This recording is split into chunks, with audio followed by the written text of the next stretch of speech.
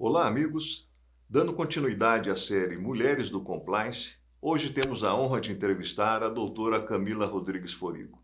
Doutoranda e mestre em Direito, advogada atuante na área criminal, compondo a equipe do Muniz Advogados e autora do livro A Figura do Compliance Officer no Direito Brasileiro, Funções e Responsabilidade Penal. Seja bem-vinda, doutora Camila. Obrigada, Marcos. Prazer estar aqui com vocês hoje. Muito obrigado.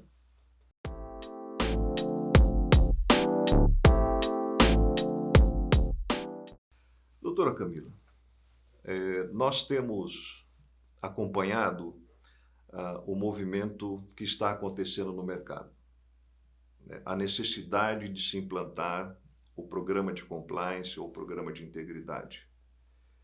Evidentemente, isso precisa de profissionais capacitados para exercer as funções que esse novo programa nas organizações requer. E existe um papel-chave neste programa e um papel que necessita, evidentemente, de profissionais muito capacitados, que é a figura do Compliance Officer. E a gente tem percebido que estão, na verdade, fazendo adaptações a esse papel. O que significa isso? Significa que estão pegando, né, uma pessoa, por exemplo, o gerente de RH, né, ou o gerente jurídico, e estão, num determinado momento, nomeando aquelas pessoas, né, além de você ser o gerente de RH, né, hoje você passa a ser o Compliance Officer.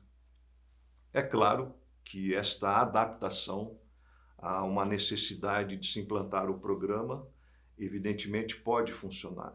Mas, para o profissional que recebeu essa responsabilidade de ser o Compliance Officer, a gente começa a se preocupar. Claro. Será que ele sabe exatamente as suas responsabilidades? Será que ele sabe os riscos que ele corre? Se essa organização estiver, né, não muito, a alta administração não estiver não muito comprometida com os objetivos do programa, qual a sua opinião? Qual o seu alerta? Quais são os conselhos que você pode dar para este papel ou para esse profissional que vai exercer, né, a função de Compliance Officer?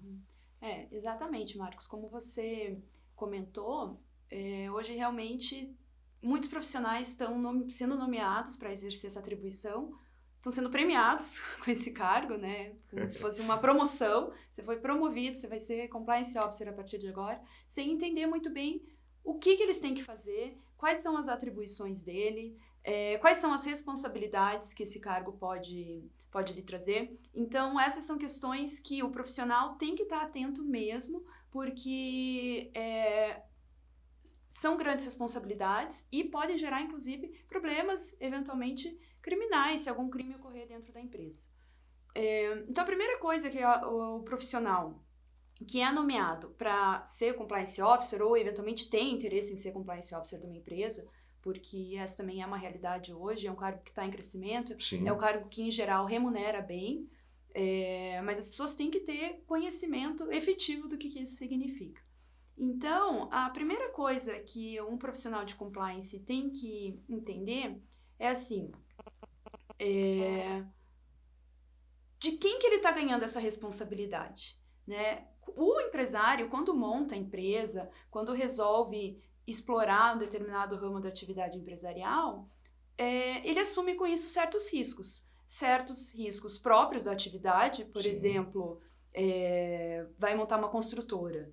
Tem riscos inerentes àquela atividade empresarial, que é, por exemplo, riscos de corrupção, porque geralmente você vai lidar com o setor público para alvarás, às vezes pretende participar de licitação, então é o risco da corrupção, é o risco do acidente de trabalho, né, porque... O risco de mercado. O próprio risco de mercado, concorrência. Sim. E tudo isso é responsabilidade inicial de quem? Do empresário, certo? O empresário é o garante de que não vai ocorrer nenhum desses problemas dentro da empresa, porque se ocorrer, ele pode vir a ser responsabilizado por isso. A partir do momento que é nomeado um Compliance Officer, quem adquire essa responsabilidade é o Compliance Officer. Por quê? é inerente ao Compliance Officer a delegação não só das atividades do empresário, como da responsabilidade do empresário. Então, o empresário chega para o Compliance Officer e fala assim, ó, essa função de evitar crimes, agora, evitar problemas, garantir que não vai ocorrer nenhum... que vai prevenir os riscos dentro da minha empresa, esse papel agora é seu. Assume isso, né? Então, o empresário se desonera dessas atribuições e passa para o Compliance Officer. Então... Se as atribuições do Compliance Officer não foram descritas e formalizadas, ele já começa a ter um risco. Ele já começa a ter o risco, justamente. Porque ele não sabe nem o que ele está assumindo. Nem o que ele está assumindo. E isso é o que geralmente acontece quando ocorre uma dessas situações que você narrou. Pega lá o gerente de RH, promove a Compliance Officer, tudo bem, agora esse Compliance Officer vai ficar registrado lá como Compliance Officer, vai ganhar mais, provavelmente. Mas assim, nem sabe o que ele tem que prevenir dentro da empresa, qual que é a função dele, o que ele tem que fazer. O profissional bem intencionado vai lá, faz um curso rápido de como ser um Compliance Officer, né? E todo feliz assume aquela responsabilidade. Exatamente. Mas a primeira coisa que eu diria, o primeiro conselho que eu daria para um profissional que vai assumir o encargo de Compliance Officer faça um contrato, né? Faça um contrato bem feito em que fiquem delimitadas todas as suas funções, quais são as suas atribuições e, principalmente, quais são os meios que você vai ter para exercer essas atribuições. Porque não adianta você ser nomeado a Compliance Officer que você vai ter que gerir uma empresa, vai ter que evitar a prática de ilícitos e controlar todos os riscos de uma empresa com 1000 funcionários e você não ter, por exemplo, uma equipe que vai te assessorar, né? Você não ter softwares, por exemplo, que vão te auxiliar a detectar eventuais problemas, você não ter, às vezes, autonomia, né? Isso é uma realidade que a gente vê, às vezes você não vai ter autonomia para acessar, por exemplo, a planilha financeira da empresa, o livro caixa, por exemplo, da empresa. Então, tudo isso tem que estar muito escrito. Você tem que ter noção não só da sua responsabilidade, quanto dos meios que você vai ter para exercer a sua atribuição. E outra coisa, você não pode assumir esse papel, né, do nível gerencial para baixo. Você tem que ter clareza do que está acontecendo na alta administração. Exatamente. Esse hoje o que eu diria é o grande problema dos programas de compliance. É o grande problema. É o grande problema, porque, em regra, o Compliance Officer fica, às vezes, no mesmo nível dos gerentes, né? Essa questão da estrutura hierárquica dos programas de compliance também tem que ser analisada com muita cautela, porque se você está, por exemplo, no nível dos gerentes da empresa, você não alcança, por exemplo, os diretores. Você não consegue ver o que os diretores estão fazendo, não consegue, às vezes, avaliar o risco das atividades dos diretores, né? Então, essa questão da estrutura hierárquica, da onde você vai estar dentro daquele corpo empresarial, também é um fator muito importante, porque, veja, se suas atribuições não estão delimitadas, se você não sabe quais são os meios que você vai ter para controlar esses riscos e gerir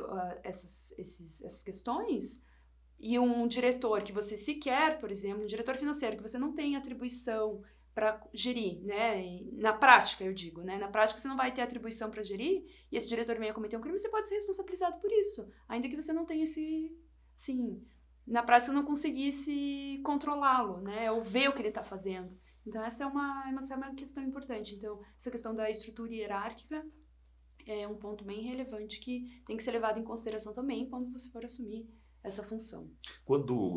Me dê um exemplo prático, né? Então, eu assumi hoje o papel de Compliance Officer de uma empresa química e estão fazendo descarte de resíduos não cumprindo totalmente a legislação. Quais são os meus riscos? Primeiro, né, vamos partir do pressuposto, então, que você é um compliance officer que assumiu essa responsabilidade de forma ampla. Tá? Vamos trabalhar com o pior cenário. Você assumiu a função de compliance officer. Formalmente, né? Formalmente assumiu, porque algum contrato sempre vai ter, né? Agora, se ele vai estar bem delimitado, as atribuições, a gente, assim, aí vai depender muito da negociação até que o Compliance Officer vai fazer na hora de assumir o cargo. Mas, em regra, o contrato vem de uma forma meio abstrata, se vai ser Compliance Officer, tem a obrigação de controlar todos os riscos da empresa. E quando você trata de uma empresa que produz rejeitos químicos, uma responsabilidade assumida pelo Compliance Officer é a responsabilidade ambiental, né? Os dejetos têm que ser destinados da forma que cumpra a legislação ambiental, Sim. não ofereça risco à sociedade, aos próprios empregados, tem que ter toda essa questão. Mas ocorre um vazamento na empresa, os dejetos químicos são lançados num rio, por exemplo, e contamina, e tem mortandade de peixes, e vai ter um processo criminal por conta disso. O risco é muito grande desse profissional vir a ser processado criminalmente, porque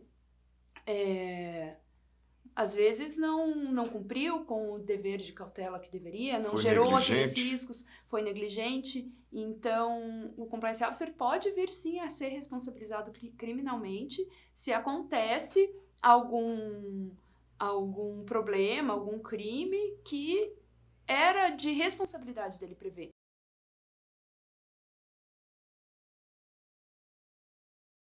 Exatamente, você vê. Você trouxe esse exemplo bastante significativo,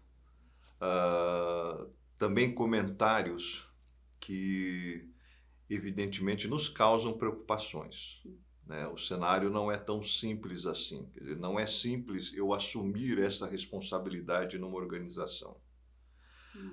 A partir daquilo que você escreve no seu livro, do seu conhecimento prático, reforce os pontos que um Compliance Officer hoje, ou um candidato a Compliance Officer, deve estar atento para que ele não sofra, evidentemente, consequências na sua carreira, né, ou problemas na sua empregabilidade.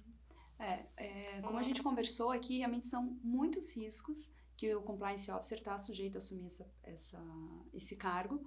Primeiro porque ele está sujeito a uma responsabilidade civil, inclusive criminal, né? A gente já destacou aqui, já trabalhou com alguns exemplos. É claro que se a gente for falar sobre isso, vai precisar de alguns vídeos, mas ele está sujeito, sim, a uma série de responsabilidades. Então, se a gente for trabalhar, assim, com algumas dicas para esse profissional que está assumindo esse encargo ou que quer trabalhar com isso, eu elencaria, assim, acho que 3 coisas principais. A primeira seria sempre formalizar o contrato, né? Quando você vai assumir essa função, você tem que ter muito bem delimitado qual que é as tuas obrigações, porque dessas obrigações virão os riscos que você vai estar sujeito, né? Faça a sua matriz de risco diante dessas obrigações. Exatamente. Os riscos têm que ser avaliados a partir dessas obrigações que são assumidas. A segunda questão que eu elencaria, além dessa formalização do contrato, seria ele ter ciência de que ele vai ter todos os meios disponíveis para bem executar essa atribuição. Porque o que acontece, né? Nós citamos aqui também. Se o programa de compliance ele não vai ter um suporte, não vai ter uma equipe, não vai ter os materiais necessários para isso, não vai ter o software necessário. As ferramentas todas, sim. Exatamente. Fatalmente vai acontecer alguma falha. Inclusive orçamento, né? Precisa ter orçamento.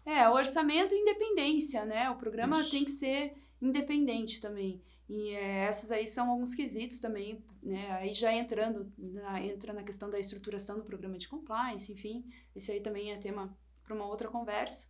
Mas tem que ter orçamento, tem que ter autonomia e para que ele tenha os meios para bem executar essa tarefa.